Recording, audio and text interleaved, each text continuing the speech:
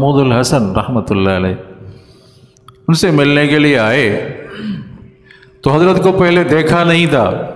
مولانا اجمیری رحمۃ اللہ علیہ نے پہلے دیکھا نہیں تھا. جب دیوبند آئے پوچھا کہ حضرت شیخ الہند سے ملنا ہے، بتایا گیا، گھر بتایا گیا. تو حضرت گھر میں تھے اور دھوتی پہنی ہوئی تھی اور بنیان، دھوتی اور بنیان پہنی ہوئی تھی.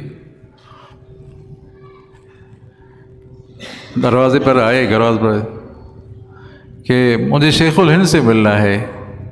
بیٹھے، بٹھایا، شربت پلائی. گرمی کی موسم تھی، پھر پنکھا بھی چلایا. چونو سبحان اللہ، پنکھا بھی چلایا. بھائی مجھے ان سے ملنا ہے. بھائی مل جاتے ہیں، بیٹھو. شربت پلائی، پھر کھانا بھی لے آئے. بھائی میں نے کہا کہ حضرت شیخ الہند سے ملنا ہے.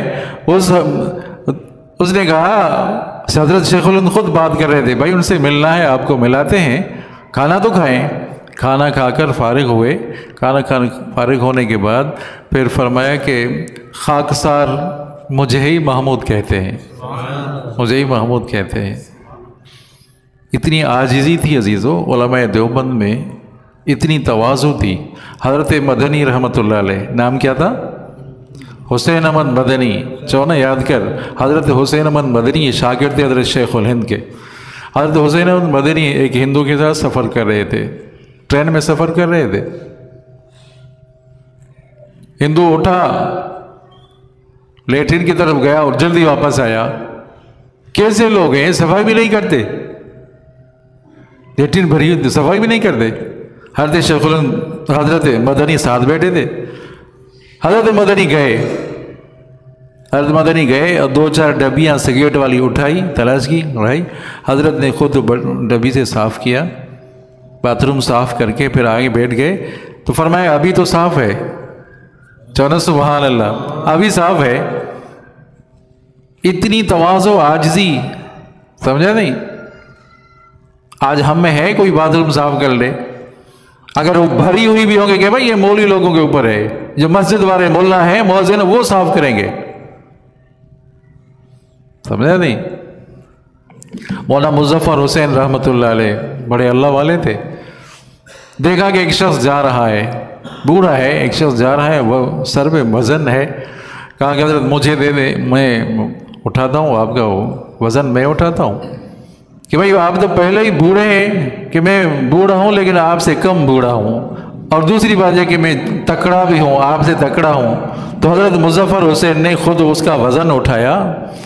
سمجھا نہیں؟ تھوڑا آگے چلے، گاؤں کی طرف آئے، لوگ حضرت سے ملتے گئے. ان کو پتہ نہیں تھا کہ یہ ہے، سمجھا نہیں؟ اور وہ خود جا رہا تھا مظفر حسین سے ملنے کے لیے، اس سے ملنے کے لیے جا رہا تھا. وہ دیکھ رہا ہے تو لوگ اس سے مل رہے ہیں. حضرت صاحب کہ مظفر حسین میرا ہی نام ہے. آئی بات سمجھ میں؟ اللہ اکبر. حضرت درخواستی رحمۃ اللہ علیہ جب روضہ نبوی میں گئے، اور یہی تھا ان کو، یہی تھا کہ میں ادھر ہی رہوں گا، حرمین میں ہی رہوں گا. سمجھا نہیں؟ آپ صلی اللہ علیہ وسلم کی زیارت ہوئی. آپ صلی اللہ علیہ وسلم نے فرمایا کہ واپس آپ پاکستان جائیں، وہاں جا کر آپ دین کا کام کریں، اور بخاری کو میرا سلام کہہ دیں، حضرت عطا اللہ شاہ بخاری کو میرا سلام کہہ دیں. تو حضرت آئے اور سیدھا ملتان چلے گئے. حضرت بخاری بیمار تھے، چارپائی پر تھے. تو فرمایا کہ آپ صلی اللہ علیہ وسلم نے سلام بھیجے ہیں.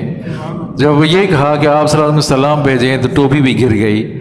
تو یہ تو بتاؤ کہ نانا نے میرا نام بھی لیا تھا، میرا نام بھی لیا تھا. سمجھا نہیں؟ حضرت بھرچنڈی رحمۃ اللہ علیہ ہمارے سندھ کے، سندھ تو باب الاسلام ہے نا، جو سندھ باب حضرت محمد حافظ محمد صدیق رحمۃ اللہ علیہ بھرچنڈی کے رہنے والے. اللہ اکبر، کیا باتیں. اور وہ ذکر کی ایسی ضرب لگاتے تھے، جو سنتا تھا وہ مرید ہو جاتا تھا. ایسی ضرب، سمجھا نہیں؟ تو جب وہ ایک شخص تھا، اس کا نام تھا ممدو. کیا نام تھا؟ ممدو. وہ حضرت سے دور رہتا تھا. اس ملا کے سامنے نہ ہو، اکثر کرے مولی لوگوں سے لوگ دور ہو جاتے ہیں، پتہ نہیں کیا ہے.